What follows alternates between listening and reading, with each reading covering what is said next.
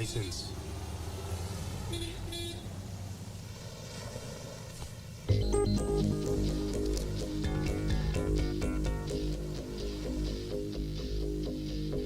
यहाँ नहीं, वहाँ पान वाले के पास।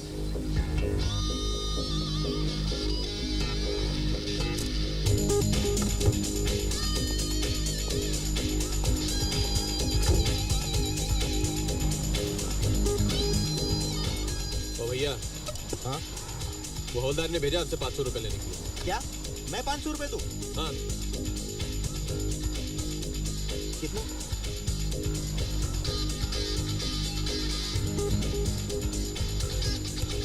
ये लो।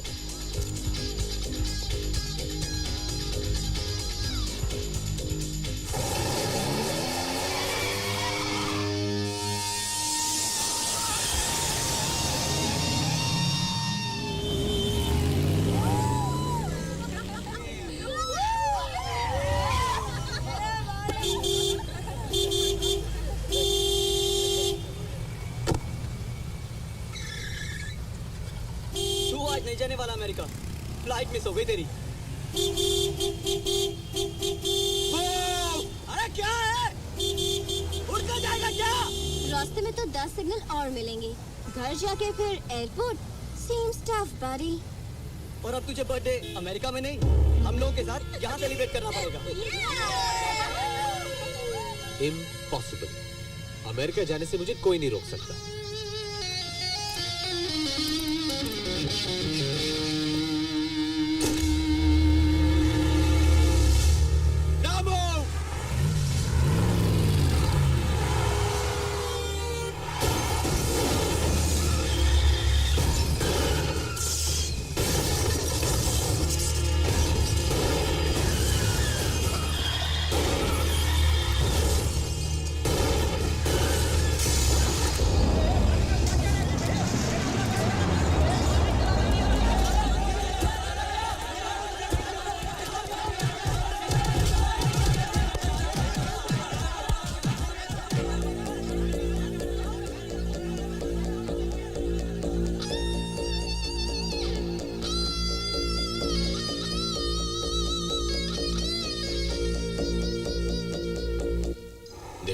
मुझे बंद करके ना तो तुम्हारा प्रमोशन होगा ना तुम्हारी पगार बढ़ेगी।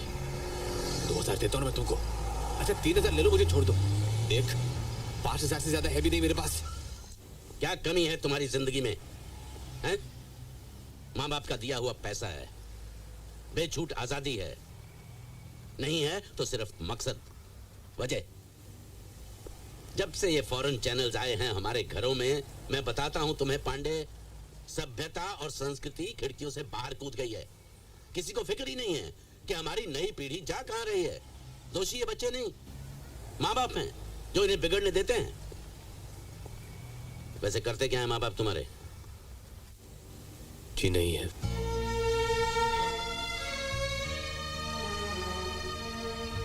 चार साल का था जब प्लेन क्रैश में पिताजी का। बैठो। और माँ? है, दूसरी शादी कर ली तो डैडी भी है। बहुत बड़े इंडस्ट्रियलिस्ट हैं। दोनों की फोटो अखबारों में छपती है। आइडियल कपल है। पर तुम्हारी माँ ने कुछ। अब जानना क्या चाहते हैं? एक बार बता देना आपको। बहुत ही खूबसूरत है, अमीर आदमी से शादी हुई है, उनकी अपनी जिंदगी है। सारा वक्त मुझे अपने पल्लू में बांध कर घुमा नहीं सकती वो। इसका मतलब ये तो नहीं आसान है सर, लेकिन आप उस घर में नहीं रहते जहाँ अपने माँ से बात करने के लिए आपको अपॉइंटमेंट लेना पड़ता है, जहाँ बिन मांगे आपके हाथ में पैसे थमा दिए जाते क्योंकि रखने की जगह नहीं होती है। आप किसी और दुनिया में रहते हैं सर, लेकिन जिस घर में मैं रहता हूँ ना, वहाँ जज्बातों का मजाक उड़ाया जाता है। मुझे अपने घर का फोन नंबर दो। नहीं सर, आप उन्हें यहाँ मत बुलाइए, आप कुछ नहीं जानते। तुम्हें कुछ नहीं होगा, मैं खुद बात करूंगा। नहीं sir, please please please. Sir ये इनका लाइसेंस है, इसमें इनके घर का नंबर है।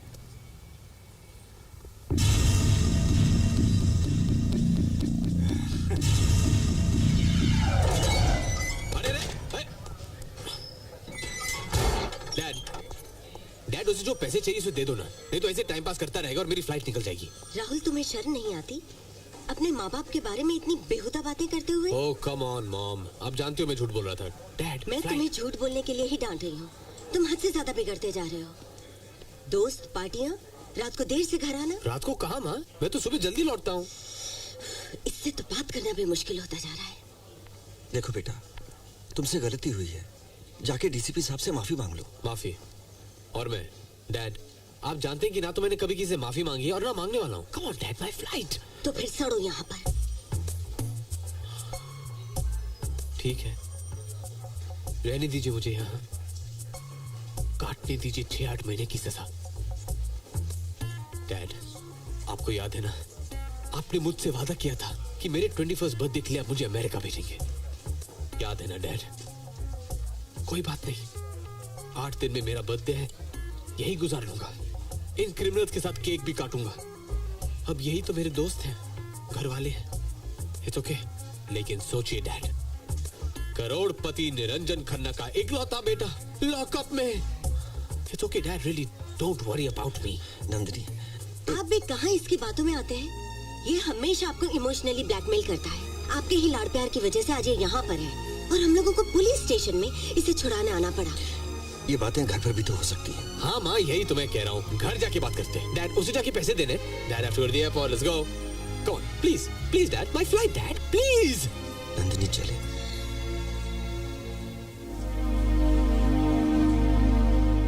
चलिए। भोसले साहब, हम आपसे बात करना चाहते मैं कुछ सुनना नहीं चाहता। आपके लड़के के खिलाफ मैंने सारे चार्जेस दर्ज कर दिए हैं। आप 2 मिनट हमारी बात तो सुन लीजिए। मैं कुछ सुनना नहीं चाहता, आप जाइए यहाँ से। डीसीपी साहब प्लीज, सिर्फ 2 मिनट। बढ़िया तो कमाल का कारीगर है। हाय हाय। माँ कसम, अपुन ने तो गेटवे ऑफ इंडिया उन सफेद चमड़ी वालों को बेच ही डाला था। वो तो तामझाम के साथ डिलीवरी लेने आ भी गए थे। 2 पत्थर भी बेचारे लोग सरकार नहीं पाते यार कि ये सरकेला डीसीपी भोसले वो आ गया। गेटवे ऑफ इंडिया तो नहीं सरकार, अपुन को सरकार के यहाँ ले आया यार। ओह अच्छा अच्छा, इसलिए आजकल हमारे पैर चल रहा है। हाँ, वो 2-4 छेड़ियाँ तोड़ी मार दिया था ना भाई लोगों ने। वैसे डार्लिंग मेरी, अगर कोई ताजमहल, लाल किला, कुतुब मीनार खरीदने का कोई सॉलिड पार्टी मिले ना तो अपुन के पास लेके आना। सबका पेपर तैयार है।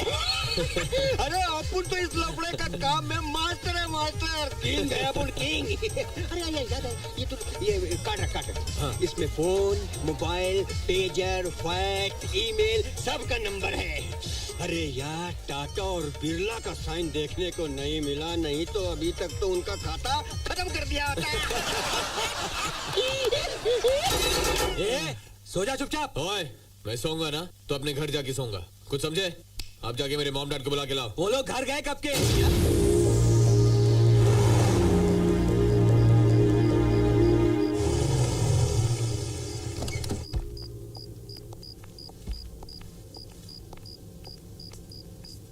नंदिनी, क्या जो हम कर रहे हैं वो सही है?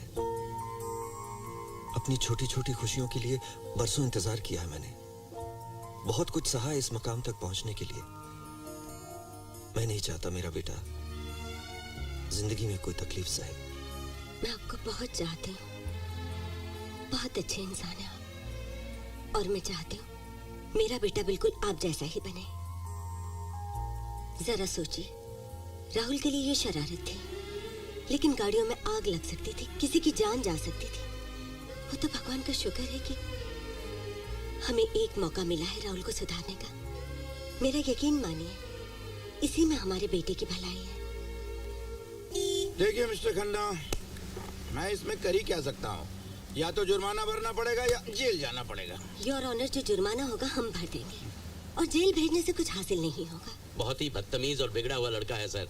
झूठ बोलता है, घूस देने से कतराता नहीं, बड़ों की इज्जत नहीं करता, और कायदा कानून तो जैसे उसके लिए है ही नहीं। गलती उससे जरूर हुई है योर ऑनर, पर उसे सजा की नहीं, सुधारने की जरूरत है। हमें पता है, उसे बिगाड़ने में हमारे लाड़ प्यार का हाथ है। हमने लाख कोशिश की मगर नाकामयाब रहे। अब आप ही कुछ कर सकते हैं। ये सब मेरे बस के बाहर की चीज है। देखिए, मुझे कानून के दायरे में रह के ही काम करना पड़ता है। आप उसे ऐसी कोई सजा दे सकते हैं जिससे उसे अपनी गलतियों का एहसास हो, उसे ये पता चले कि जिंदगी में बुराइयों के साथ अच्छाइयाँ भी होती हैं। Please your honour. देखिए मैं कुछ नहीं कर सकता। प्लीज आप अंदर नहीं जा सकती, मुझे जज साहब से बात करनी कौन है है। आप? जज साहब प्लीज मेरी बात चलिए सुनिए। चलिए बाहर चलिए। सर पिछले 4 हफ्तों से मैं आपकी अपॉइंटमेंट लेने की कोशिश कर रही हूँ और आप हर बार मुझे टाल देते हैं। आज मैं यहाँ से नहीं जाने वाली। देखिए प्लीज यहाँ लोग बैठे। Neha Sengupta from India times. Okay. Actually मैं इंडियन पीनल सिस्टम पे एक इवैल्यूएटरी आर्टिकल लिख रही हूँ। मुझे आपका ज्यादा वक्त नहीं चाहिए, सिर्फ 5 मिनट। नहीं, देखिए, प्लीज अभी बात लिसन है, टू आप- आप- मी। मेरा पहला सवाल, पिछले 25 सालों से आप इस कुर्सी पर बैठ के फैसले सुना रहे हैं, लेकिन आपने एक दिन भी ये सोचा कि आपके सुनाए गए फैसलों से गुनहगारों में परिवर्तन आ रहा है या नहीं? क्योंकि सजा का मतलब तो ये है कि आदमी अपने गुनाहों को महसूस करे। देखो तुम अभी हाँ मुझे पता है, सब यही कहते हैं हमारे हाथ बंधे हुए, हम कुछ नहीं कर सकते। राइट। मैं बैठ के कानून की किताब तो नहीं लिखता। मेरे मन में जो सजा है किसी को तो नहीं दे सकता, चाहे मुझे अच्छा लगे या बुरा। देखो अभी आप जाइए please। लेकिन नतीजा क्या सर? आज की तारीख में ऐसे लाखों केसेस हैं जिनकी सुनवाई नहीं हुई है। हजारों लोग जेल में पड़े बिना किसी मुकदमे के। कौन गौर करेगा इस सच्चाई पर? देखिए मैं रोज 8 घंटे काम करता हूँ। पिछले 25 सालों में सिर्फ 10 मरतबा छुट्टी ली है। एक जज कानून के दायरे में रहकर इससे ज्यादा और क्या कर सकता है? कुछ नहीं कर सकता। आप बहुत कुछ कर सकते हैं सर, लेकिन सवाल वही है कि आपको कुछ नया करना है। ये देखिए, अपनी रिसर्च के दौरान ये मेरे हाथ आया। अमेरिका में एक जज ने गुनहगार को जेल भेजने के बजाय 200 घंटे रास्ते साफ करने का काम दिया। सजा खत्म होते होते उसमें इतना बदलाव आ गया कि वो सारी दुनिया के लिए मिसाल बन गया। ये देखिए, प्रेसिडेंट बिल क्लिंटन ने खुद इस जज को सम्मानित किया है सर।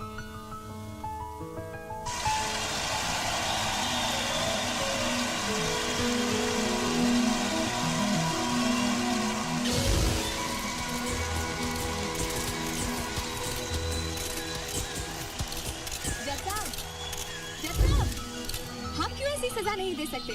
हमारे यहाँ ऐसा क्यों नहीं हो सकता?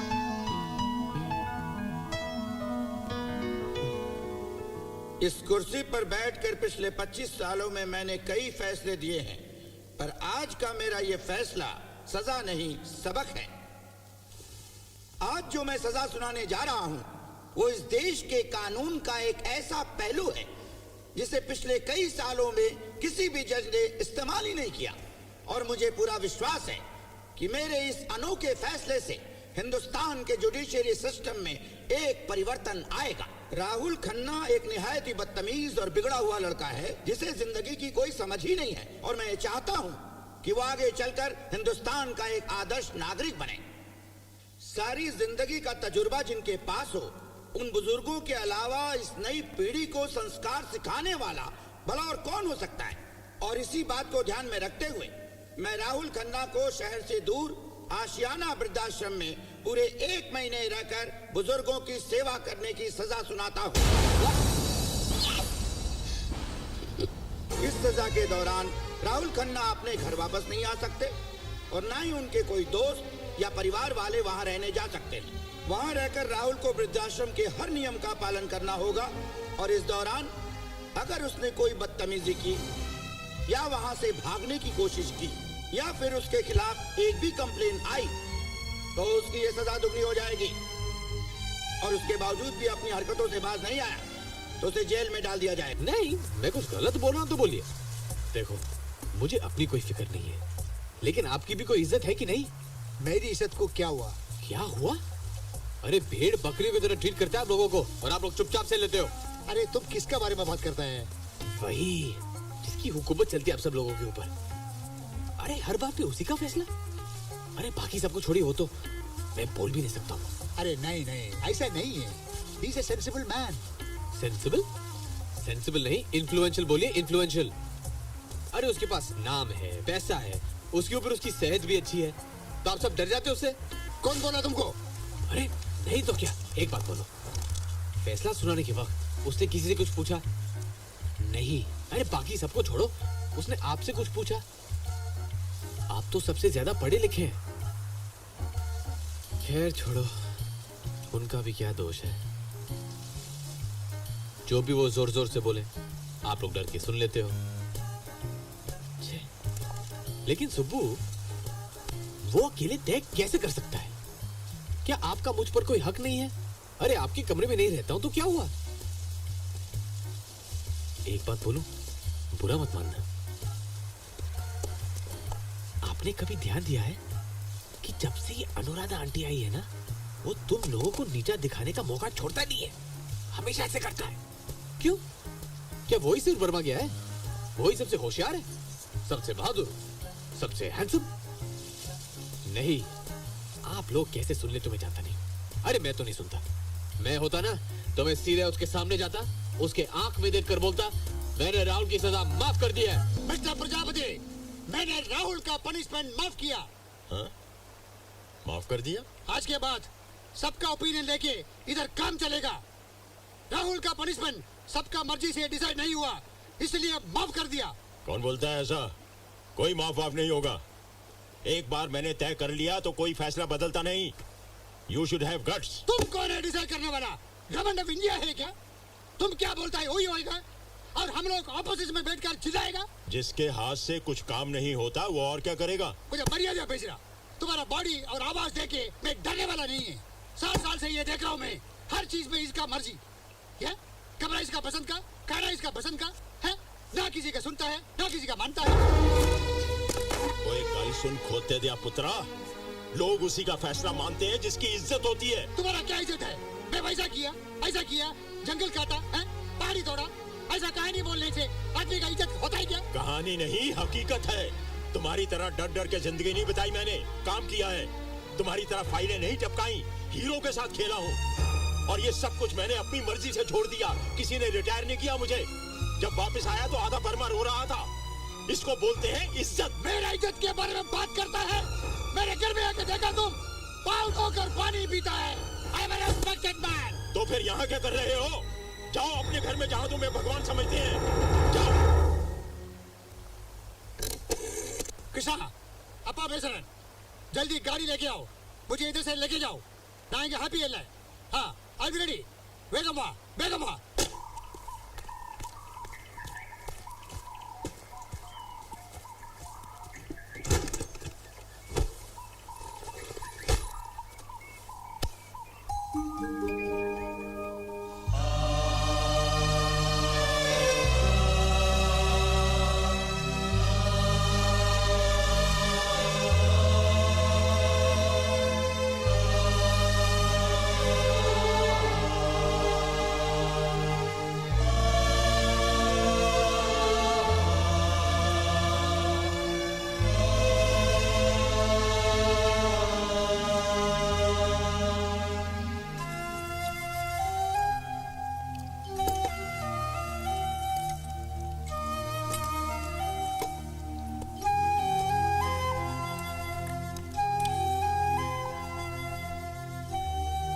खाना लग चुका है, आइए।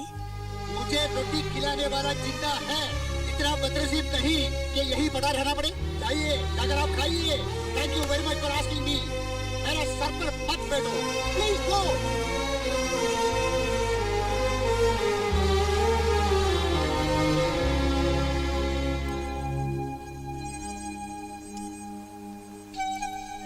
अरे शुरू करो ना। वो जाएगा अपने घर, सांभर राइस खाएगा। तुम क्यों अपना खाना छोड़ते हो? जाने दो, बड़ा आया घर परिवार वाला, जाने दो उसे उनके पास। अच्छा हुआ एक आदमी कम।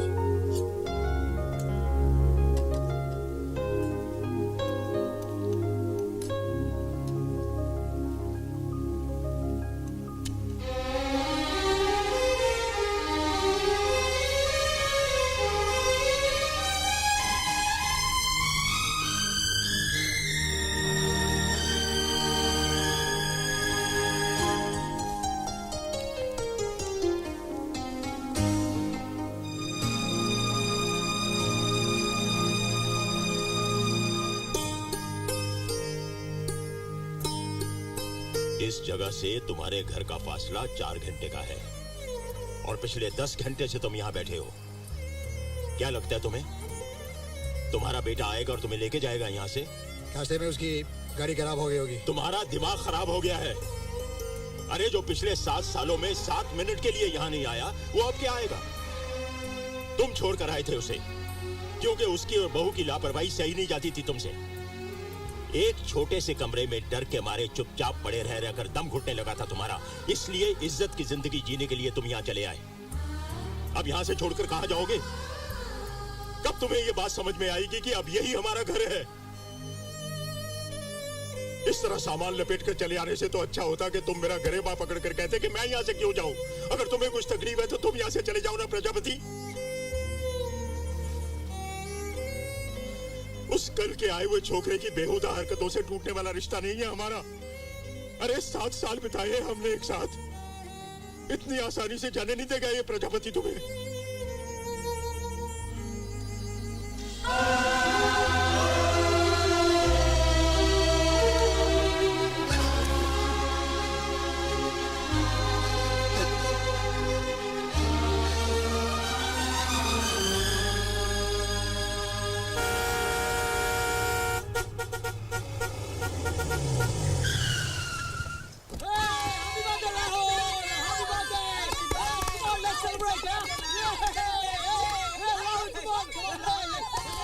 Stop it!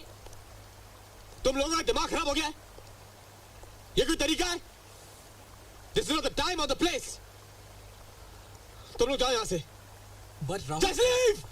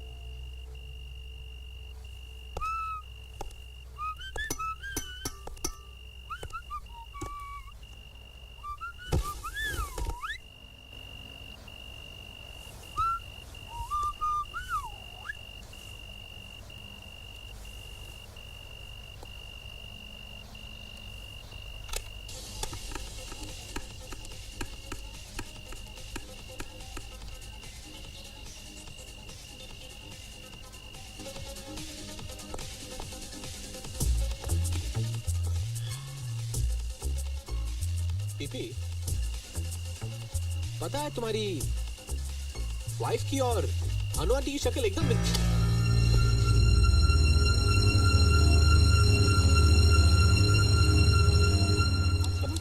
अरे ओ सुब्रमण्यम, ये देख तेरे काम की खबर है। मद्रास मेरा में काम का न्यूज मैं खुद पढ़ूंगा प्रजापति, तुम तुम्हारा काम का न्यूज पढ़ो। Good morning everyone. Hello? Hello Rahul, Dad. कैसे हो बेटा? कैसे हो Dad? Thanks. Many happy returns of the day. Thanks Dad. और सुनो मैं hello Rahul, many happy returns of the day. Thanks Mom. हम लोग तुम्हारे जन्मदिन के लिए वहाँ आ रहे हैं। नहीं, ये लोग यहाँ कोई बर्थडे नहीं मनाते।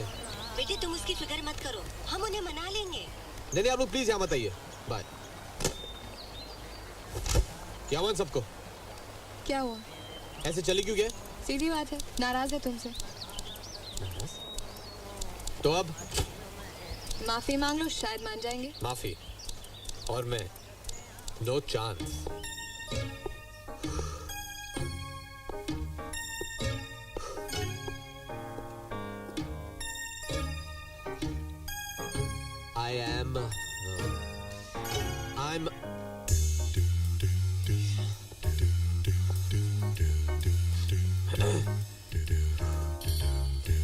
I'm deeply and sincerely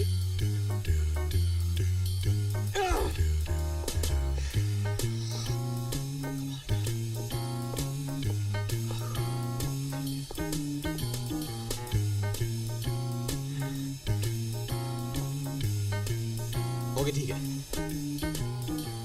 जो कुछ भी आप लोगों के साथ किया उसके लिए मैं चाहता हूँ।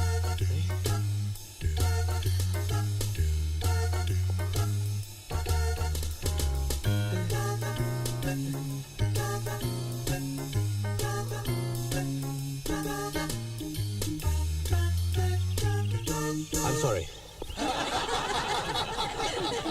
इतनी मेहनत तो मैंने किंग कॉन्ग को पिछाड़ने में भी नहीं की थी।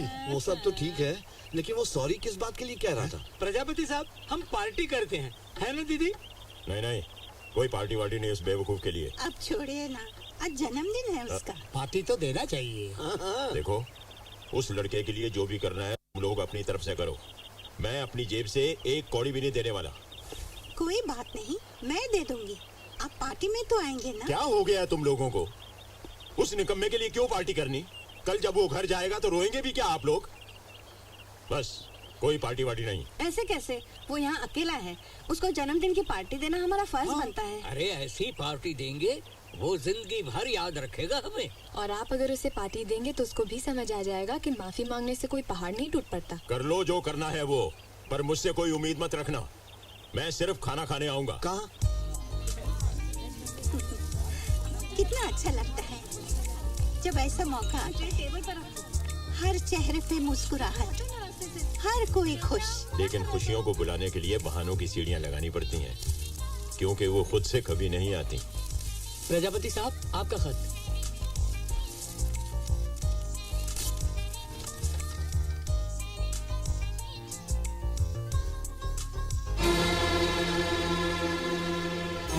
क्या हुआ? सब खैरियत तो है ना? क्या हुआ गुजराल साहब? क्या हुआ? किसका खत है? प्रजापति, कोई प्रॉब्लम तो नहीं? आशियाना ट्रस्ट आशियाना में रहने वाले निवासियों को यह सूचना देता है कि यह आश्रम बंद हो रहा है। नोटिस मिलने की तारीख से 7 दिनों के अंदर वहां रहने वाले अपने लिए कोई और ठिकाना तलाश कर लें। 7 दिनों के बाद ये आश्रम यहाँ रहने वालों की किसी भी जिम्मेदारी से मुक्त है। विक्रम सक्सेना, आशियाना ट्रस्ट। ऐसे कैसे हो सकता है? आप क्या करेंगे? हम सब एकदम रेडी है ना? Cake, candles and music. अरे वो आ रहा है, सब रेडी रखो, एकदम ready. Happy birthday to you, happy birthday to you, happy birthday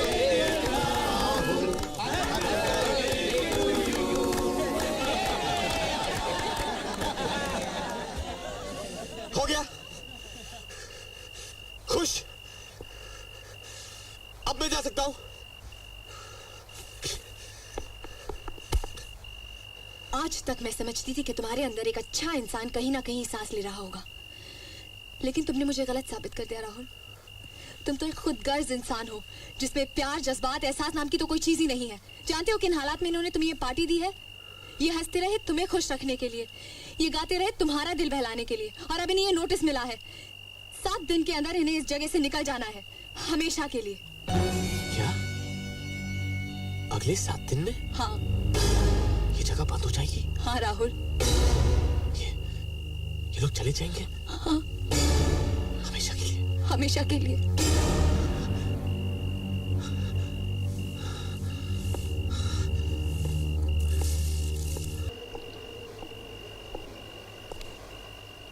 excuse me, कोई बताएगा हम लोग कहाँ जा रहे हैं? मेरा हैट पकड़ा लीजिए। मुझे ठंड नहीं लग रहा है। लगेगी अंदर रखेगा तो सब लोग सामान पे बैठ के जाएंगे क्या?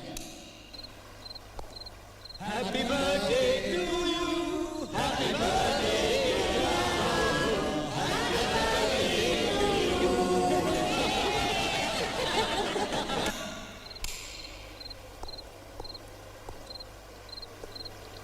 देखो बेटा, तुमने गलती की है। अब सबसे पहले जाकर माफी मांगो। हो सकता है प्रजापति साहब तुम्हारी सजा माफ कर दे, वरना इस मामले में तो कोई तुम्हारी मदद नहीं। जब माँ बेटे के लिए ही बोझ बन गई तो औरों से हमदर्दी की उम्मीद कैसे रख सकती थी? सोच रही थी कि बाकी के दिन इन अजनबी लोगों के बीच कैसे गुजरेगी जिनसे कोई रिश्ता नहीं, लेकिन आप लोगों से मिलकर वो डर दिल से निकल गया।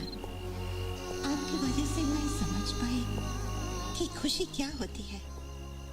मैं यहाँ खुश हूँ, बहुत खुश हूँ, लेकिन हर सुबह चाहती हूँ कि जो कुछ महसूस कर रही हूँ वो एक पूरा सपना हो।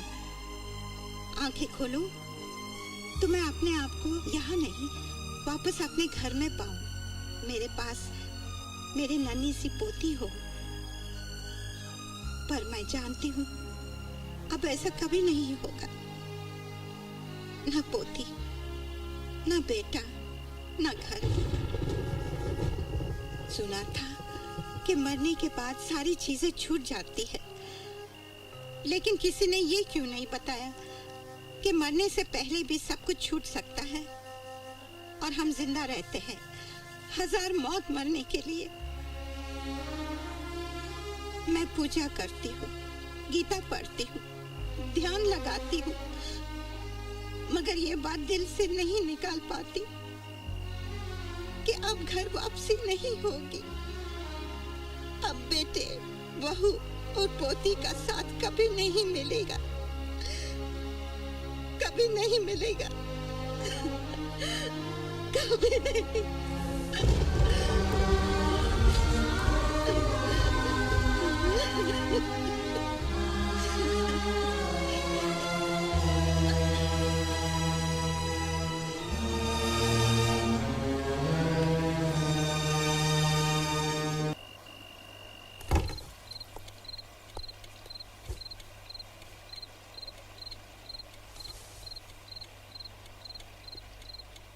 कितना अच्छा होता अगर सब अपने घर लौट जाएं। क्या? क्यों धोखा दे रहे हम अपने आप को? सब के सब तो वापस अपने घर जाना चाहते हैं। देसाई साहब, अनु आंटी, कुछ बेवकूफ है सब। क्या मिलेगा इस तरह रोने से? जरा दिमाग से काम लो राहुल। तुमने कभी झांक कर देखा उन घरों में जहां से निकल कर आए हैं ये लोग? क्या सलूक होता है इनके साथ? कुछ अंदाजा है तुम्हें? वो नौशेरवाड़िया क्यों जाएगा अपने घर?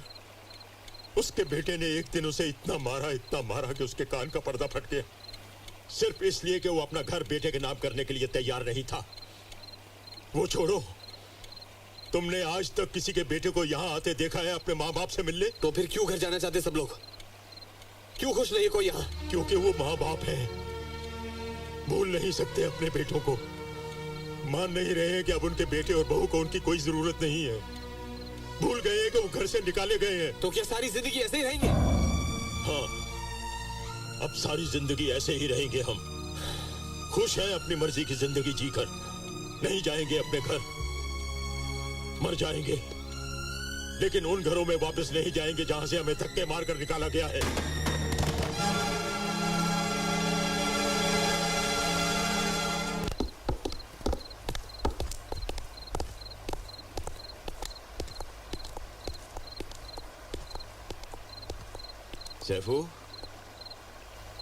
सैफुद्दीन,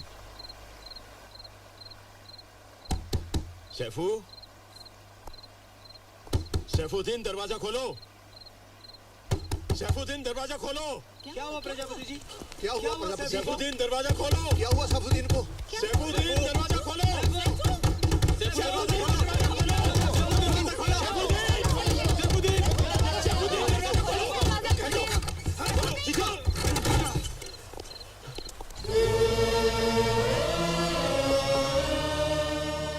मुझे मर जाने दीजिए, मैं मर जाना चाहता हूँ। मेरी वजह से आप लोगों का ये आशाला छिल रहा है। मैं गुनहगार हूँ आप लोगों का। मैं मर जाना चाहता हूँ, मैं मर जाना चाहता हूँ। सैफुद्दीन,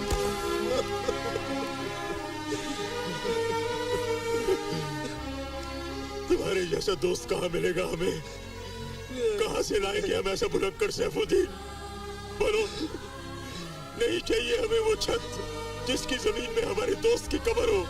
नहीं चाहिए हमें, नहीं चाहिए, नहीं चाहिए। 7 दिनों की मोहलत के बावजूद आशियाना के रहवासी इस बात का कोई सबूत पेश नहीं कर सके कि मिस्टर विक्रम सक्सेना की पेश की हुई वसीयत झूठी है। लिहाजा इसी वसीयत को सच मानते हुए अदालत आशियाना के तमाम लोगों की अपील खारिज करती है और उन्हें वहां से निकल जाने का हुक्म सुनाती है।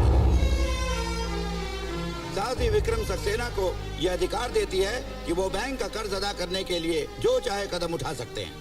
योर ऑनर, इस केस के हालात को नजर में रखते हुए मेरे क्लाइंट अदालत से एक ही दरख्वास्त करते हैं कि आश्रम तोड़ने की पूरी कार्यवाही पुलिस और जज साहब की निगरानी में हो। Permission granted. कोई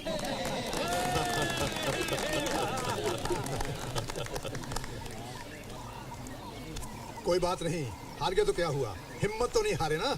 मैं कहती हूँ जो हुआ अच्छे के लिए ही हुआ। अलग अलग जगह जाएंगे और हर नई जगह को आशियाना जैसा बनाएंगे हम। करेक्ट। जगह गए तो क्या हो गया है? अपना स्पिरिट तो नहीं गया ना। हाँ ठीक कहा आपने। चलो चित्रा, सामान रखना शुरू करें।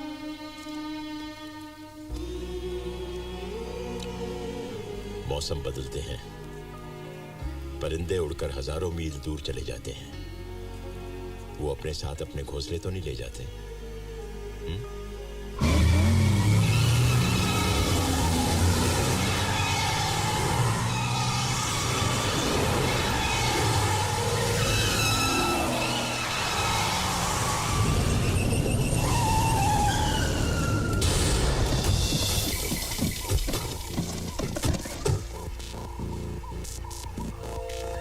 आशियाने के रहने वालों की चेतावनी दी जाती है कि आधे घंटे के अंदर वो अपना सारा सामान लेकर बिल्डिंग से बाहर आ जाए।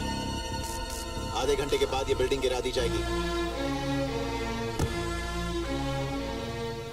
चलिए देसाई साहब, आपका सामान आ गया है। मैं बहुत थक गया हूँ, बैठने दो मुझे। उठो, बस में आराम कर लेना। मुझे कहीं नहीं जाना, तुम लोग जाओ। चलिए ना देसाई साहब, अब तो हमें जाना ही होगा। आप जाइए ना, मैं कहाँ रोक रहा हूँ। क्या बचपना है, उठिए वरना वो लोग कुचल देंगे। कुचलने दो, कम से कम इस लाश को दफन करने के लिए जगह तो नहीं ढूंढने पड़ेगी। क्या बेसर पैर की बातें कर रहे हो? चलो उठो। मैंने एक बार कह दिया ना, मैं यहाँ से कहीं नहीं जाऊंगा, मतलब कहीं नहीं जाऊंगा। ये क्या नाटक हो रहा है? ये नाटक देखने के लिए आए हैं हम लोग यहाँ पर? अरे हमारे पास कोर्ट का ऑर्डर है, ये लोग सामान बाहर कब निकालेंगे? रिलैक्स। अरे सामान बाहर निकालो। Mister Bhosle. Sir. Excuse me. इज्जत का कोई फायदा नहीं है। आप क्यों अपनी जान के दुश्मन बने हैं? मैं कहाँ जान का दुश्मन बना हूँ? ये जान ही मेरी दुश्मन बनी है। मुक्ति दिलाओ मुझे इस जिल्लत की जिंदगी से। देखिए, ऐसा करने से ये लोग अपने इरादे नहीं बदलेंगे। अरे भाई, मैं कहाँ रोक रहा हूँ किसी को? ले जाइए मेरे ऊपर से बुलडोजर। नई जगह जाकर मर जाने से तो यही मर जाना अच्छा है। बहुत हो गया, कभी इस घर से निकलो, कभी उस घर से निकलो। बार बार जगह बदलने की हिम्मत नहीं है मुझमें। थक गया हूं मैं। अब मुझे यहाँ से कोई नहीं निकाल सकता।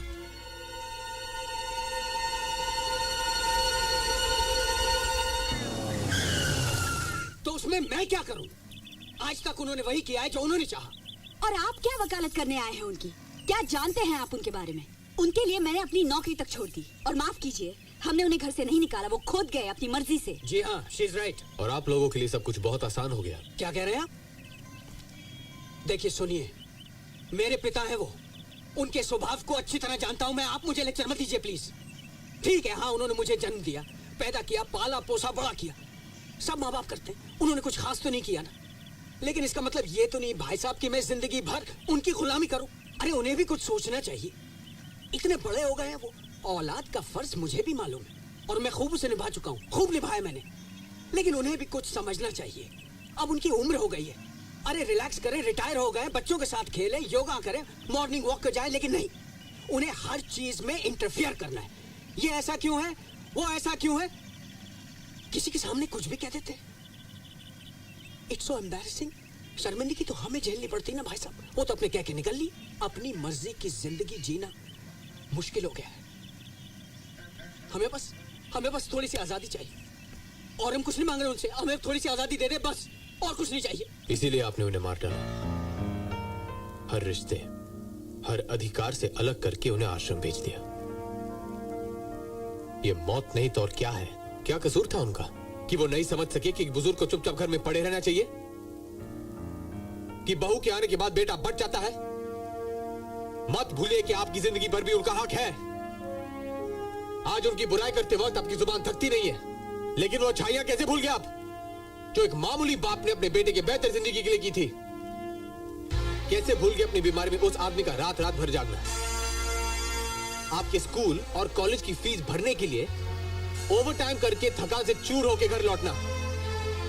कैसे भूल गए वो दिवाली जो उस आदमी ने पुराने कपड़े में बिताई थी क्योंकि इस बेटे को नए कपड़े की जिद थी? अरे 30 साल की जिंदगी में 30 लाख एहसान किए होंगे आपके ऊपर, और आज जब आपकी बारी आई है, आपने उन्हें सिर्फ घर से ही नहीं अपनी जिंदगी से निकाल दिया उन्हें। लेकिन मिस्टर देसाई, सिर्फ एक कोशिश कीजिएगा कि आपका बेटा आपके एहसानों को कभी भुला ना पाए, कभी नहीं।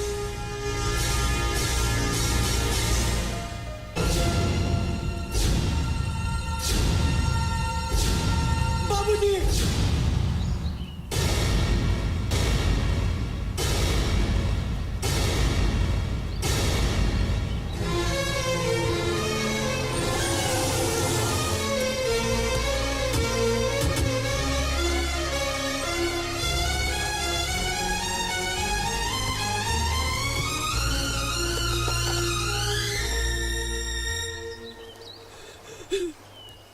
बाबा, मुझे माफ कर दीजिए बाबा।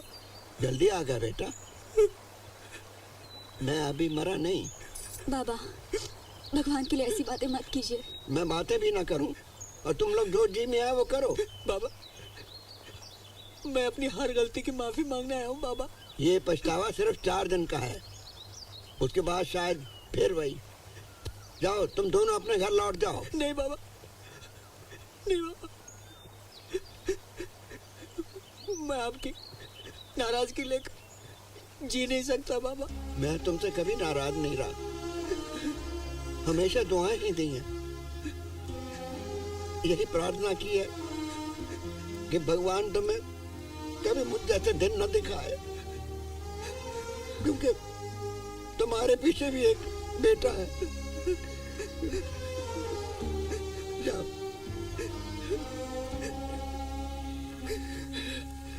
आप कितना लकी है देसाई साहब। देखो, आपका लड़का आपको घर वापस ले जाने के लिए आया है। मत बहलाओ मुझे, अब मेरे लिए कोई रास्ता मेरे घर की तरफ नहीं जाता।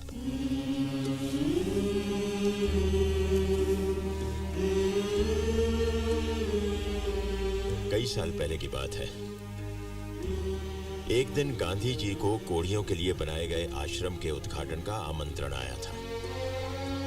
उन्होंने उसका जवाब सिर्फ एक लाइन में लिखा कि मैं उद्घाटन के लिए नहीं, लेकिन जिस दिन यह आश्रम बंद होगा उस दिन खुशियां मनाने के लिए जरूर आऊंगा, क्योंकि ऐसी जगहों का क्या मतलब जो इंसान को अपने घर और रिश्तों से अलग कर दे। आज आपको मौका मिला है इस आश्रम को बंद करने का। आज इस सपने की शुरुआत हुई है। मायूसी के अंधेरे में उम्मीद की किरण जगमगाई है। इस शुरुआत को नाकाम मत कीजिए, इस दरवाजे को बंद मत कीजिए। हमें इस सच्चाई को मान लेना चाहिए देसाई साहब कि मन ही मन में हमने हमेशा अपने घर वापस जाने की ख्वाहिश रखी है। अपने बेटे को मायूस करके वापस मत भेजिए। आपने आज तक उसे कई बार मुआफ किया होगा, लेकिन आज आप उसे हमारी खातिर माफ कर दीजिए, क्योंकि जब आप चले जाएंगे तो हम इस बात को याद करेंगे कि एक बेटा अपने बाप को वापस ले जाने के लिए आया, और जिएंगे इस उम्मीद पर कि एक दिन हमारे बच्चे भी आएंगे हमें घर वापस ले जाने के लिए। चाहिए देसाई साहब, चाहिए, हमें इस उम्मीद का सहारा देकर चाहिए।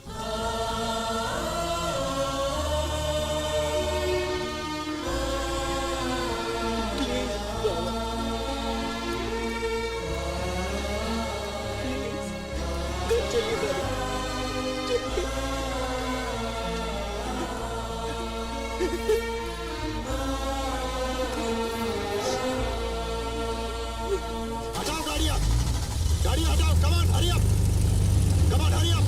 चलो बुलडोजर, चलो, चलो बुलडोजर, कम ऑन।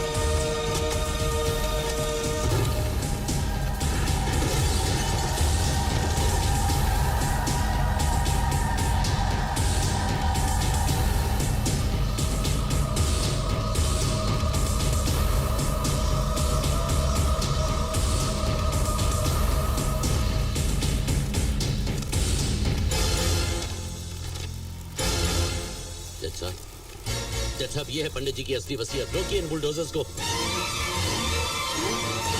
अरे ये असली विल कहाँ से हो सकती है? असली विल तो मैंने पंडित साहब की तस्वीर के पीछे छुपा के रखी थी। क्या? हाँ। हाँ?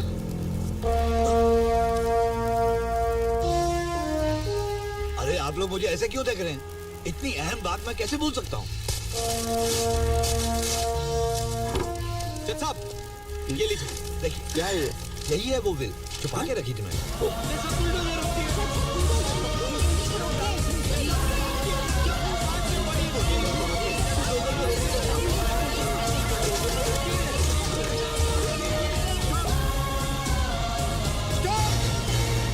विक्रम सक्सेना ने जाली वसीयत बनाकर आशियाना वृद्धाश्रम को बेचने की कोशिश की और अदालत को भी गुमराह किया।